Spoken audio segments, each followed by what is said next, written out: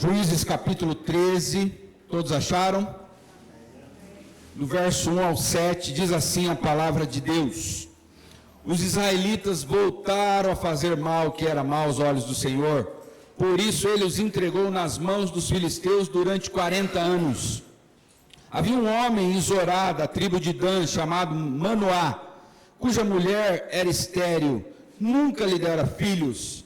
Mas o anjo do Senhor apareceu à mulher e lhe disse: és estéril e nunca deste à luz, mas engravidarás e terás um filho.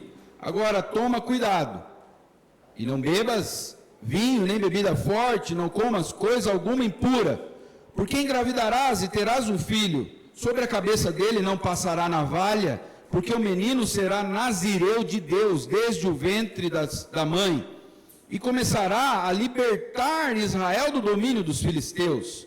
Então a mulher entrou e contou tudo ao marido. Um homem de Deus veio falar comigo, seu semblante era como de um anjo de Deus, sua aparência era temível. Não lhe perguntei de onde era, e ele não me revelou o seu nome, mas me disse: tu engravidarás e terás um filho, por isso não bebas vinho nem bebida forte, e não comas coisa impura, porque o menino será nazireu de Deus desde o ventre da mãe até o dia da sua morte. Senhor, nós te pedimos, Pai, fala conosco, abençoe o teu povo nesta noite, me ajude a pregar, abençoe a tua igreja, Pai, que haja salvação, que haja conversão nesta noite, que nós possamos sair daqui cheios do teu Espírito Santo, Pai, em nome de Jesus. Amém. Você já teve esperança em algo que não deveria ter esperança?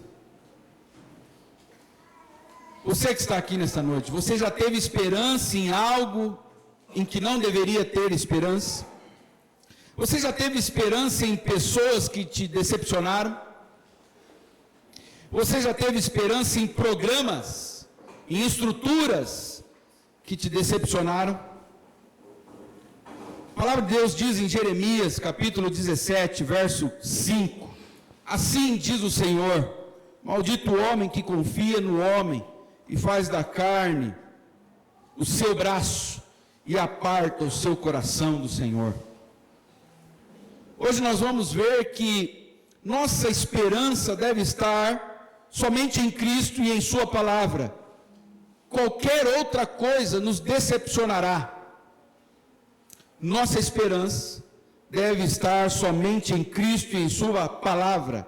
Qualquer outra coisa nos decepcionará. O texto que nós vamos meditar nesta noite fala sobre o último juiz de Israel. Antes de Sansão, tiveram 11 juízes. Sansão é o 12º juiz. Um juiz, ele deveria governar.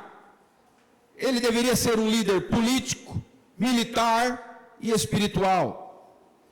Os juízes, eles antecederam o governo monárquico. Antes dos reis vieram os juízes.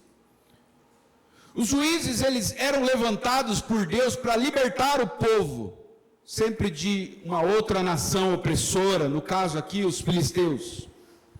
E a primeira coisa que nós aprendemos com este texto é que não devemos confiar em nossos olhos.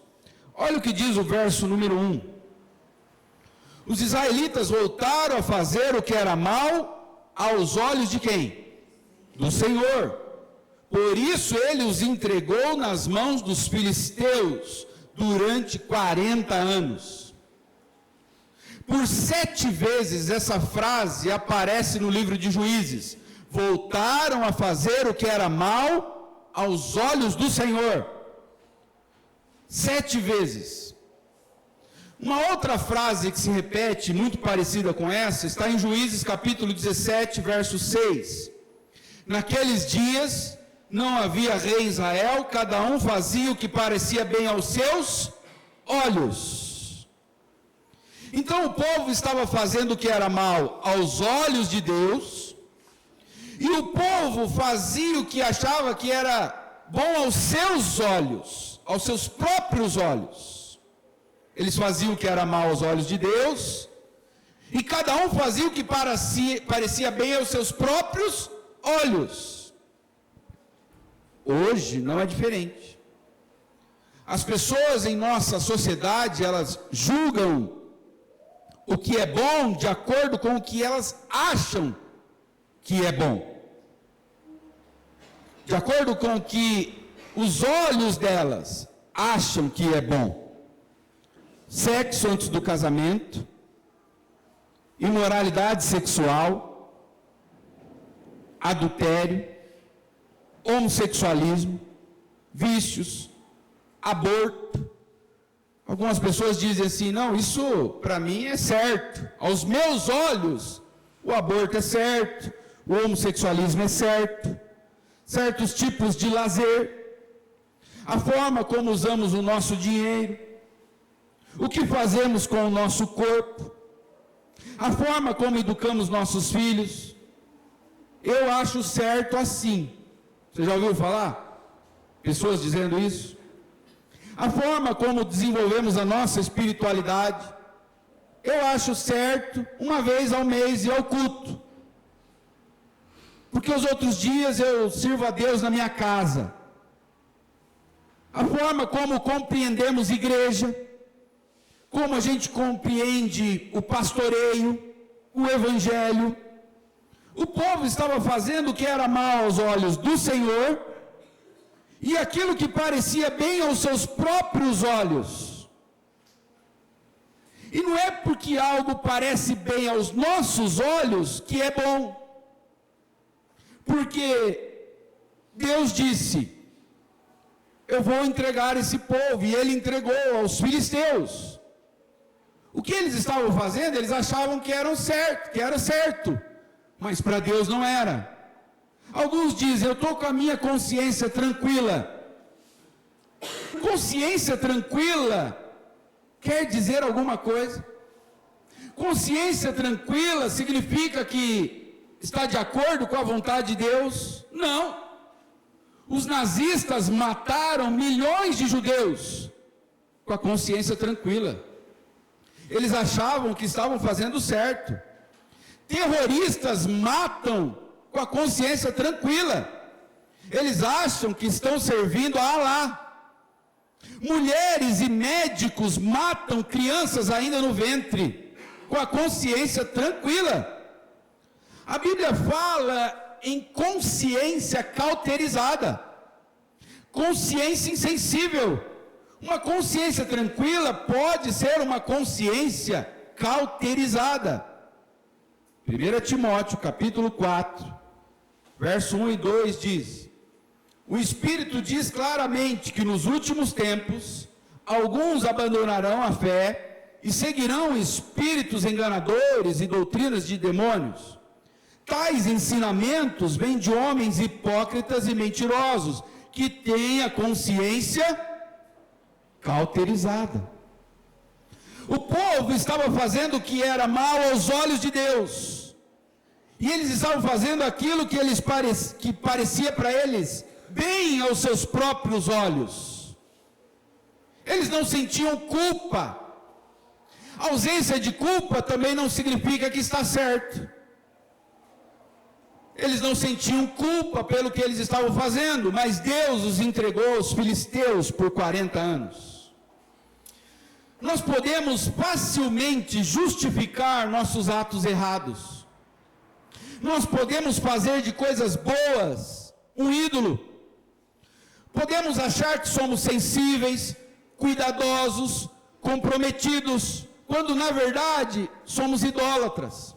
Nós podemos nos dedicar demais à família, mas na verdade, às vezes estamos fazendo da família um ídolo, um filho, um casamento, uma esposa, um marido.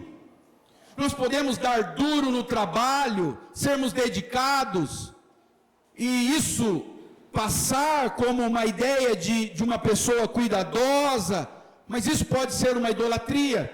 Nós podemos fazer do trabalho um ídolo. O trabalho pode ser um ídolo para alcançarmos um status. Tem pessoas que trabalham muito e fazem do trabalho uma ideia de cuidado pela família, de compromisso, mas na verdade o que está por trás é o status, é o desejo de ganhar mais dinheiro, é o desejo de ser reconhecido na empresa ou no meio empresarial. Pessoas podem cuidar do corpo e fazer disso uma ideia de cuidado, mas na verdade o que está por trás é um narcisismo, é uma idolatria ao corpo. Vejam que nós podemos fazer de coisas boas um ídolo. O cuidado ao corpo, guardar dinheiro. Tem gente que fala, não, eu guardo muito dinheiro, eu procuro guardar dinheiro porque eu sou prudente, mas na verdade é avarento. Mas ele maqueia tudo aquilo ali em forma de prudência. Thomas Bronx, um puritano do século 17, olha o que ele diz: Satanás reveste o pecado com as cores da virtude. Satanás reveste o pecado com as cores da virtude. Muitas pessoas estão fazendo coisas e dizendo que estão fazendo como se fosse algo bom aos seus próprios olhos, mas aos olhos de Deus é errado. O pastor Tim Keller, ele diz o seguinte: como que nós lidamos com isso? Isso deve nos impelir a uma autoavaliação cuidadosa e constante.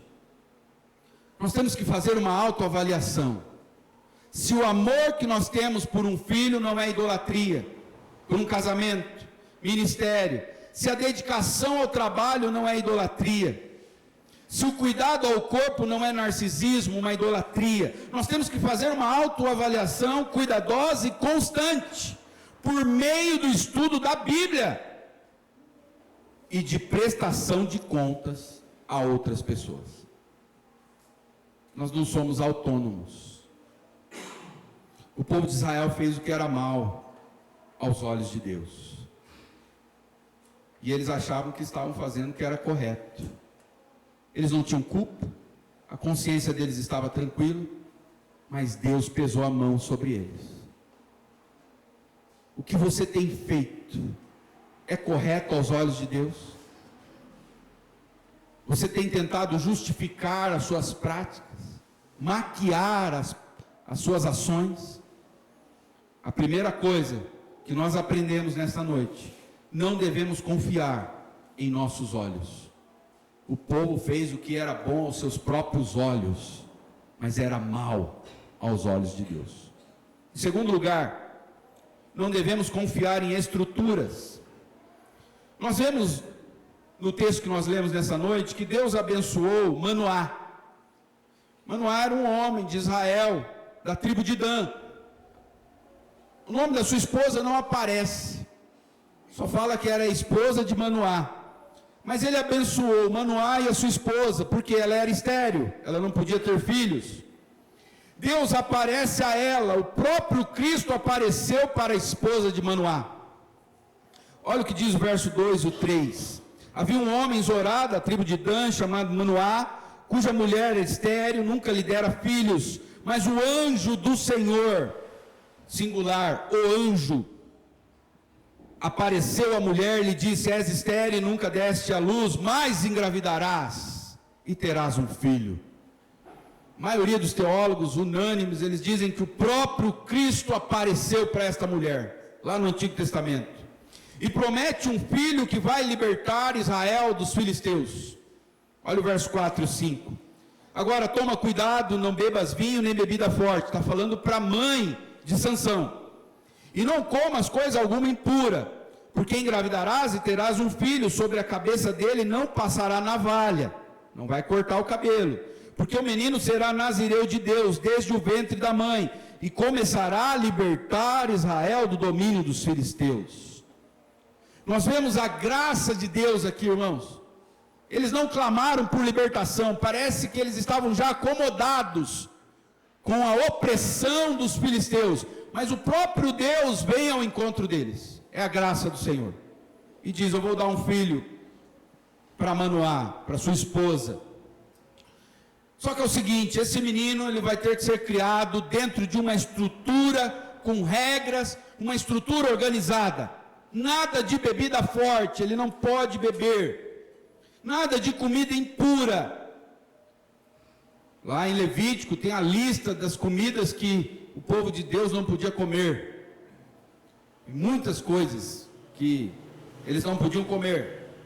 Então ele não vai poder beber bebida forte, comida impura, não vai poder cortar o cabelo, porque ele será nazireu. Nazireu era um voto que as pessoas faziam, era um voto para pedir a ajuda de Deus, era também um sinal de separação, era um sinal de dedicação intensa. O que nós aprendemos? Quando não confiamos nos nossos próprios olhos, a tendência que nós temos é de confiar em estruturas cheias de regras. Sansão iria crescer numa estrutura cheia de regras, de ordens, de limitações, e nós vemos isso na sociedade. As pessoas tentam, através de regras, de uma estrutura, consertar as pessoas. Por exemplo, sistema prisional no Brasil. Existem regras, existem um monte de limitações. Enquanto a pessoa está ali, ela cumpre as regras, mas é uma camisa de força. Boa parte dos que saem de lá voltam a praticar crimes. Nós estamos falando do sistema prisional, mas e no exército? É a mesma coisa. Quem fez tiro de guerra aqui sabe. Tem que acordar cedo, tem que cortar o cabelo, não pode deixar barba. Enquanto está ali dentro daquela estrutura, daquela camisa de força, daquelas regras, a pessoa cumpre, mas aquilo não transforma a pessoa. Escola é a mesma coisa. Tem pessoas colocando a esperança no sistema educacional do país. É maravilhoso, nós temos que orar por uma boa educação, mas isso não transforma. Pode ter um monte de regras. Eu queria que meu filho estudasse num colégio militar. Maravilhoso. Se a gente puder, é bom, mas nós não podemos pôr a nossa esperança nessas coisas. Sansão cresceu num ambiente cheio de regras, de ordem, de Bíblia, pais piedosos, mas ele virou um homem promíscuo. A família pode ser uma estrutura cheia de regras, como foi a família de Sansão. A igreja pode ser cheia de regras, e tem que ter regras para a igreja funcionar. Qualquer estrutura, na verdade, tem que ter regras. Eu não sou contra as regras, não é isso que eu estou dizendo aqui, mas Sansão teve toda uma estrutura dada pelo próprio Deus, mas não funcionou. Eu tenho a impressão de que Deus deu todas essas regras para a criação de Sansão. Olha, os pais tinham que criar ele cheios de regras, e eu tenho a impressão que Deus deu tudo isso para mostrar a fraqueza de Sansão, para mostrar o quanto Sansão era fraco, e que não era para confiar em Sansão. O anjo do Senhor apareceu à mulher de Manoá, e Manoá queria ouvir da boca do próprio anjo como ele deveria criar o menino. Manoá, ele está tão preocupado, ele quer saber quais são as regras, de que forma eu crio meu filho. E nós somos assim, nós queremos saber quais são as regras para o casamento, para criar os filhos, para pastorear a igreja.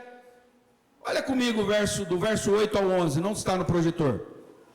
Então Manoá suplicou ao Senhor: Senhor meu, suplico, porque o anjo apareceu só para a mulher dele, agora ele quer ver o anjo também, então ele orou: suplico-te que o homem de Deus que enviaste venha até nós mais uma vez e nos ensine o que devemos fazer ao menino que vai nascer. Deus ouviu a oração de Manoá, e o anjo de Deus foi falar com a mulher mais uma vez, quando ela estava sentada no campo, mas Manoá, seu marido, não estava com ela. Então a mulher correu depressa até a sua casa para dar notícia ao marido, e lhe disse: apareceu aquele homem que veio falar comigo outro dia. Então Manoá se levantou e seguiu a sua mulher. Quando chegou perto do homem, perguntou-lhe: és tu o homem que falou com a minha mulher? Ele respondeu: sou eu. Agora Manoá está diante do anjo do Senhor, e o que ele quer saber? verso 12 e 14. Então Manoá disse: quanto as tuas palavras se cumprirem, quando as suas palavras se cumprirem, como devemos criar o menino? O que ele vai fazer? Quais são as regras? E o anjo do Senhor respondeu a Manoá: tua mulher terá de cumprir tudo que eu lhe ordenei. Eu já falei o que é para fazer. Ele não poderá beber, não poderá comer de nenhum produto da videira. Não era só beber vinho, mas nem o suco, nem comer uva, nenhum produto da videira. Não beberá vinho, nem bebida forte, nem comerá coisa impura, cumprirá tudo que eu lhe ordenei. É dado a esta família uma regra, várias regras para criar Sansão. E nada disso deu certo. Eram homens de oração, Manoá era um homem de oração e Deus ouvia a oração. Ele viu o anjo, a mulher viu o anjo. Eles eram piedosos, mas não adiantou. Não poucas vezes confiamos em uma boa estrutura para garantir o sucesso. Mas o que nós vemos? Até empresas bem organizadas vão à falência. Nações com boas regras, como o Japão, por exemplo, que lá você tem que pôr o nome no seu lixo. Você põe num saquinho e põe o nome. Nações com boas regras são imorais. O Japão é um país imoral. A imoralidade está se alastrando pelo Japão. Adultério, suicídio. Famílias bem organizadas são destruídas. Você já viu aquelas famílias de propaganda de margarina? Você fala, aí de repente você vê um brigueiro, divórcio, traição. Você fala, eu não imaginava que era assim. Para entrar na casa tinha que tirar o sapato. Era tudo organizado, os filhos todos comportadinhos. Igrejas fecham, irmãos. Igrejas cheias de regras, de organização. O povo de Israel tinha muitas regras. Leia Levítico, você vai ficar de cabelo em pé. Milhares de coisas que eles tinham que cumprir, mas eles viviam aprontando.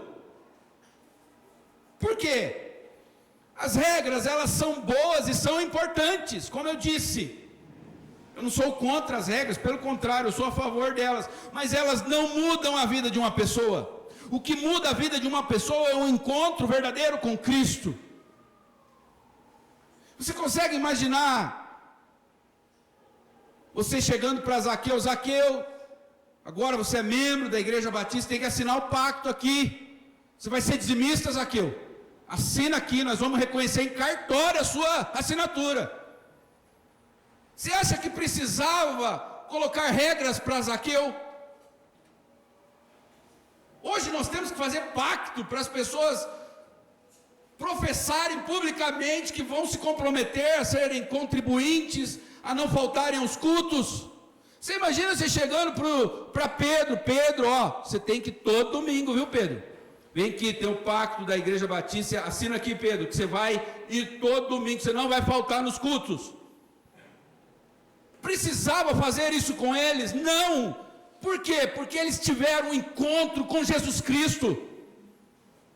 A vida deles foi transformada. Você não precisava nem falar. Eles estavam com o coração aberto. A lei de Deus, ela tem algumas funções importantes. Primeiro, mostrar a santidade de Deus, o quanto Deus é santo. Mostrar nossas fraquezas. As regras, as leis de Deus são para mostrar para nós que nós não conseguimos cumprir elas e nos conduzir a Cristo. Mas a lei não transforma. Sansão cresceu numa casa com lei. Sansão teve uma boa criação, pais piedosos, poder do Espírito Santo sobre ele. Ele teve experiências com Deus. Ele matou um leão no poder de Deus. Ele matou 1000 filisteus com o osso do queixo de um jumento. um osso. O queixo de um jumento. Ele matou 1000 homens, ele derrubou o templo de Dagom dos filisteus, mas morreu cego, com seus 2 olhos furados. Foi imoral a vida inteira. Nós precisamos, mais do que de regras, nós precisamos ver o Cristo vivo, sermos tocados por Cristo, termos um encontro com Jesus. Regras podem ser apenas uma camisa de força. Já viu aquelas pessoas que seguem tudo certinho na igreja, de repente descamba, começa a aprontar. Você fala, ué, mas não era puritano? Não era o primeiro a chegar nos cultos, cumpria todas as regras, não teve um encontro com Cristo. Regras são boas, são importantes, mas só Jesus Cristo transforma. Quando Jesus foi comissionar Pedro para o ministério, ele não perguntou: Pedro, você vai cumprir as regras da igreja? Você vai assinar o pacto da igreja batista? Não. O que ele perguntou? Pedro, você me ama, Pedro? Então vai, Pedro, faça, exerça o ministério, porque se você não me amar, eu posso colocar um monte de regra para você, e você não vai cumprir nenhuma delas. Você que está aqui nessa noite, todos nós que estamos aqui, nós precisamos ter consciência de termos um encontro verdadeiro com Jesus Cristo. Nós precisamos ter um encontro com Jesus Cristo. Os aconselhamentos que eu tenho dado, eu tenho feito essa pergunta: você teve uma experiência com Jesus? Não é quantos versículos você sabe de cor, não é quanto tempo você tem de igreja, não é quantos hinos do cantor cristão você conhece, é você teve um encontro com Cristo. É isso que muda tudo, irmãos. Primeiro, não devemos confiar em nossos olhos. Segundo, não devemos confiar em estruturas. Terceiro, não devemos confiar em heróis humanos. Veja comigo aí, do verso 15 ao 23. Então Manoá disse ao anjo do Senhor: fica aqui conosco para que preparemos um cabrito para ti. Mas o anjo do Senhor disse a Manoá: mesmo que eu fique, não comerei do teu pão. E se fizeres holocausto, oferece ao Senhor. Pois Manoá não sabia que era o anjo do Senhor. Manoá ainda perguntou ao anjo do Senhor: qual é o teu nome, para que te honremos quando se cumprir a tua palavra? O anjo do Senhor lhe respondeu: por que perguntas pelo meu nome? Meu nome está além do entendimento. Então Manoá tomou um cabrito com a oferta de cereais e ofereceu ao Senhor sobre a pedra. E o anjo fez maravilhas enquanto Manoá e sua mulher o observavam. Ao subir a chama do altar para o céu, o anjo do Senhor subiu com ela. Quando Manoá e sua mulher viram isso, caíram com o rosto em terra. Como o anjo do Senhor não apareceu mais a Manoá, nem a sua mulher, Manoá compreendeu que era o anjo do Senhor. Disse a sua mulher: certamente morreremos, pois vimos a Deus. Mas a mulher lhe respondeu: se o Senhor quisesse nos matar, não teria aceitado o holocausto e a oferta de cereais das nossas mãos, nem teria nos mostrado todas essas coisas, nem teria nos revelado o que nos revelou.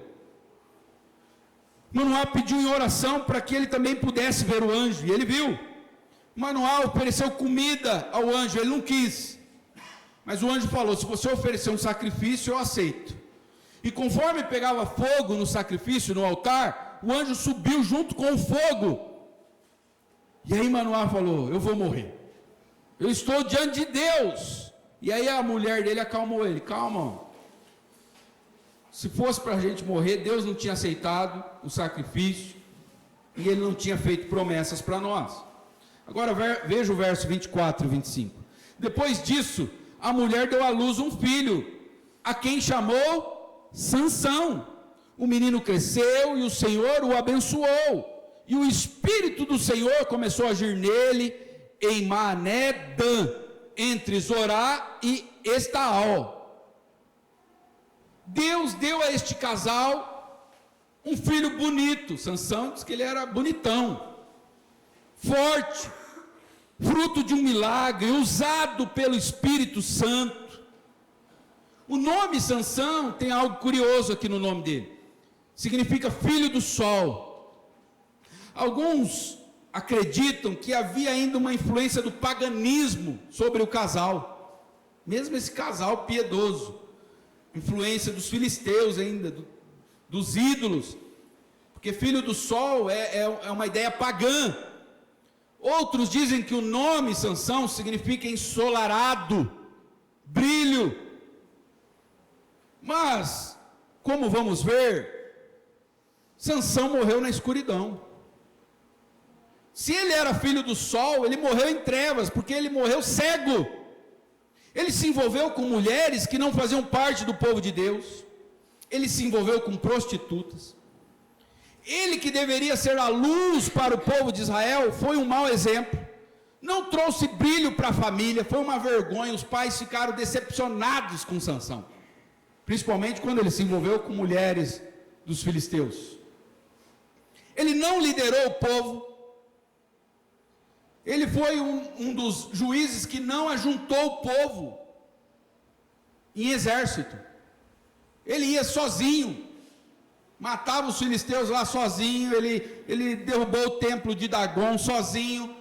Ele não foi um bom líder. E o que nós aprendemos? Nós não devemos confiar em heróis humanos. Eu tenho visto nos nossos dias, a sociedade, muitas pessoas colocando a esperança no presidente do nosso país. Agora vai, porque ele batizou no Rio Jordão, agora esse país vai para frente. Ele é contra a droga, ele é contra aborto, ele é contra um monte de coisa que nós também somos contra. Agora as pessoas colocam a esperança no esporte. Sabe aquele jogo que vai, não vai, e falta 10 minutos e o seu jogador está lá no banco. Daí você fala, se o técnico colocar, vai resolver. A gente põe esperança. Mulheres põem esperança no marido. Confiam que o marido vai resolver, que o marido vai guiar a família. Pais colocam a esperança em seus filhos. Manoá com certeza tinha esperança em Sansão. O anjo apareceu, a mulher ficou grávida de forma milagrosa.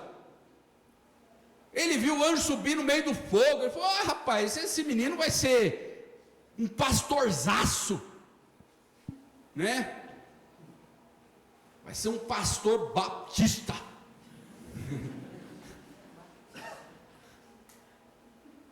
Eles tinham esperança e se decepcionaram. Homens podem ser fortes, sábios, belos, até usados por Deus, mas uma hora ou outra eles vão decepcionar. Tem gente que coloca esperança em pastor. A história de Sansão está na Bíblia para nos mostrar que nós podemos confiar que nossas ações estão corretas quando estão erradas. Nós podemos confiar em nossas ações achando que elas estão corretas quando elas estão erradas. Nós podemos confiar em estruturas e regras. A família de Sansão criou ele envolto de regras. Podemos confiar em heróis humanos que vão falhar. A história de Sansão está na Bíblia para nos mostrar que somente Cristo muda de fato a vida do ser humano. Somente Cristo é o herói e o juiz perfeito. Sansão nasceu de forma milagrosa. Sua mãe era estéril. Nós vamos ver várias mulheres assim na Bíblia: Sara, Ana, Isabel, a mãe de João Batista, Ana, a mãe de Samuel, Sara, mãe de Isaac. Todas essas mulheres que eram estéreis, elas foram honradas, porque uma mulher estéril, ela era considerada amaldiçoada naqueles dias. Agora, imagine uma mulher estéril que engravidou. Elas eram honradas. Agora, a mãe de Jesus, ela não engravidou de forma humana. Ela engravidou pelo poder do Espírito Santo. ela não era estéril, mas ela ficou grávida pelo poder do Espírito Santo, e ao contrário das outras mulheres da Bíblia, ao invés de ser honrada, ela foi desonrada, ela foi motivo de chacota. O próprio noivo quis largar dela, José. Deus teve que falar com ele, e Cristo nasce nesse ambiente. Ele não era belo como Sansão, a Bíblia diz que não havia beleza nem formosura em Jesus. Jesus não tinha voto de Nazireu, ele comeu, ele bebeu com os pecadores. Alguns chamaram ele até de beberrão, de glutão. Ele tocou e foi tocado por pessoas impuras, pessoas cerimonialmente impuras. Ele tocou em leprosos, ele foi tocado por uma mulher com hemorragia, ele tocou em mortos. O Nazireu não podia tocar em cadáver, mas ele não era forte como Sansão. Na verdade, ele se fez fraco. Amarraram ele podia estourar aquela corda. Bateram nele, cuspiram nele. Ele não morreu como um herói. Sansão, mesmo no fim da vida ali, ele morreu como um herói. Jesus morreu como um ladrão. Mas Sansão, na sua morte, ele apenas deu início à libertação do povo de Israel, do domínio dos filisteus. Ele não conseguiu nem concluir a libertação. Depois veio Samuel, depois Davi. Só com Davi o povo foi de fato liberto dos filisteus. Mas Cristo, quando morreu, irmãos, ele libertou o seu povo do domínio das trevas, ele libertou o seu povo do poder de Satanás, do poder do pecado, do poder da morte. Os ossos de Sansão devem estar enterrados em algum lugar aí, mas se você for à sepultura de Cristo, ela vai estar vazia, porque Cristo ressuscitou. Ele está assentado à direita de Deus, e Ele é o juiz de toda a terra. Ele virá para julgar a terra. E o que nós aprendemos nesta noite é: não confie nos seus olhos, na sua consciência. Não confie nas regras e estruturas, não confie em heróis humanos. Somente em Cristo, o que é certo, e o que é errado é de fato errado. Somente em Cristo somos verdadeiramente transformados. Somente em Cristo encontramos o nosso verdadeiro herói, 100% Deus, 100% homem. O nome de Sansão é filho do sol, mas Jesus é o verdadeiro sol da justiça. Ele é a estrela da manhã, irmãos. Muitos heróis como Sansão vieram e vão surgir, mas todos eles vão decepcionar. Onde está a sua confiança, a sua esperança? O pai de Sansão, quando estava diante do anjo, ele disse: eu vou morrer. E de fato ele merecia morrer. Ninguém pode estar diante da face de Deus e sair vivo. Hoje nós estamos diante da face do próprio Deus. Mas sabe por que nós saímos vivos daqui nesta noite? Porque Cristo morreu em nosso lugar. E nós podemos entrar na sala do trono, diz o autor da carta aos Hebreus. Cristo morreu no lugar de Manoá. Cristo morreu no teu lugar. Onde está a sua esperança? Em quem você tem depositado a sua esperança? Nos seus próprios olhos? Em estruturas? Em regras? Em heróis humanos? Cristo está aqui nesta noite. Ele é superior a Sansão. Ele é superior a todos os heróis que já passaram e vão passar nesta terra. Ele é o juiz de toda a terra. Você precisa se entregar a Ele hoje. Você tem que confiar nele. Você tem que ter esperança nele. Ele pode mudar a sua vida. Você pode sair daqui transformado hoje, mas você tem que confiar nele. Vamos orar.